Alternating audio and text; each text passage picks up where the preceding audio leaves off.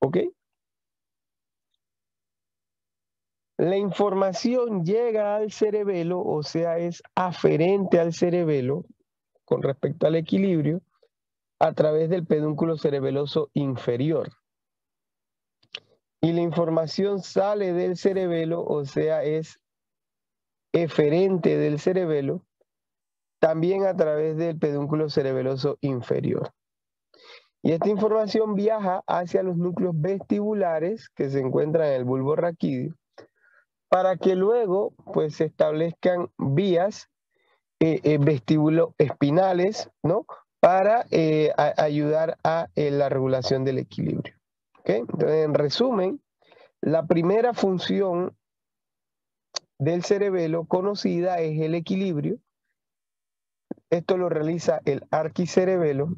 El arquicerebelo está formado por el lóbulo flóculo-nodular. El núcleo que participa en el arquicerebelo es el núcleo fastigial. La vía es aferente al cerebelo a través del pedúnculo cerebeloso inferior. La información es eferente del cerebelo a través del pedúnculo cerebeloso inferior y viaja hacia los núcleos vestibulares para ejercer su regulación del equilibrio. ¿Sí?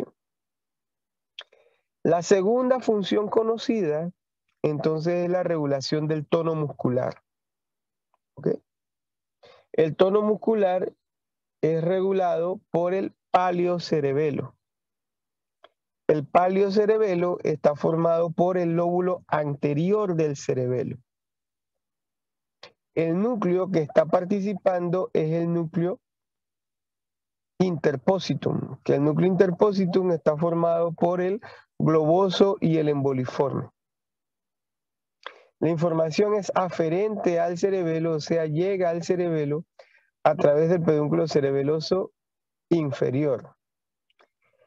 La información es eferente del cerebelo, ¿sí? O sea, esta información que tiene que ver con el tono muscular sale del cerebelo a través del pedúnculo cerebeloso superior y viaja hacia el núcleo rojo para que luego a través de la vía rubroespinal entonces se dé la regulación del tono muscular. Si recordamos esto del tono muscular, pues tenía que ver con el uso neuromuscular y el órgano tendinoso de Golgi, ¿no? Que vimos la semana pasada. Por lo tanto, entonces, para resumen, pues la regulación del tono está a cargo del paliocerebelo. El paliocerebelo está formado por el lóbulo anterior del cerebelo. El núcleo que participa es el núcleo interpositum, que a su vez está formado por el globoso y el emboliforme. La información entra al cerebelo, o sea, es aferente al cerebelo a través del pedúnculo cerebeloso inferior. La información es eferente del cerebelo, o sea, sale del cerebelo a través del pedúnculo cerebeloso superior y viaja hacia el núcleo rojo para, por medio de la vía rubroespinal, entonces ejercer su regulación del tono muscular. Y la función más nueva del cerebelo, entonces, es la regulación del movimiento. ¿Sí? De la regulación del movimiento se encuentra a cargo del neocerebelo. ¿Sí? El neocerebelo está formado por el lóbulo posterior del cerebelo. El núcleo que participa es el núcleo dentado. La información es aferente del cerebelo, o sea, llega al cerebelo por medio del pedúnculo cerebeloso inferior. Y luego la información que tiene que ver con la regulación del movimiento sale del cerebelo, o sea, es eferente del cerebelo a través del pedúnculo cerebeloso superior para dirigirse hacia el tálamo, para que luego, por medio de vías tálamo-corticales, entonces se dé la regulación del movimiento. ¿Sí? Entonces, esta es la función más nueva, filogenéticamente conocida, tiene que ver con la regulación del movimiento. ¿Sí? El lóbulo que participa es el lóbulo posterior del cerebelo. El núcleo que participa es el núcleo dentado. La información llega al cerebelo a través del pedúnculo cerebeloso inferior.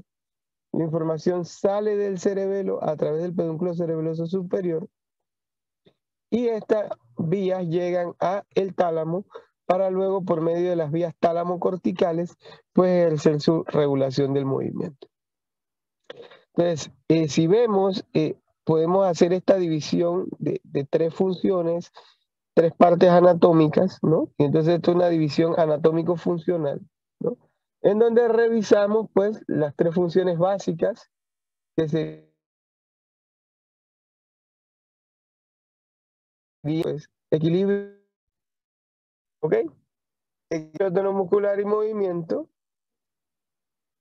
Y podemos ver cómo, pues, la principal vía aferente del cerebelo, o sea, la información llega al cerebelo, sería a través del pedúnculo cerebeloso inferior, y la principal vía eferente del cerebelo, o sea, la información que sale del cerebelo, entonces lo hace a través del pedúnculo cerebeloso superior, ¿sí?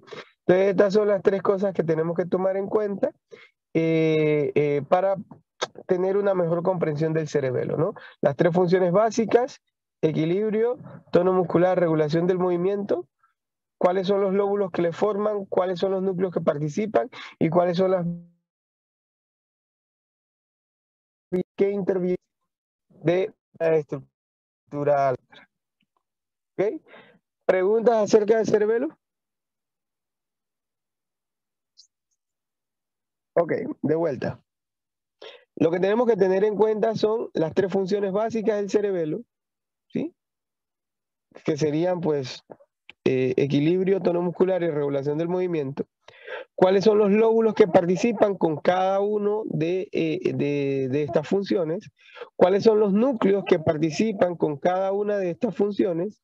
¿Y cuáles son las vías? Entonces, tanto la aferente como la eferente, ¿no? Con esto, pues, es un panorama, pues, bastante resumido de lo que sería el cerebelo, pero es lo que necesitamos para poder hacer una comprensión fácil del mismo. No sé si alguien tiene alguna duda o pregunta.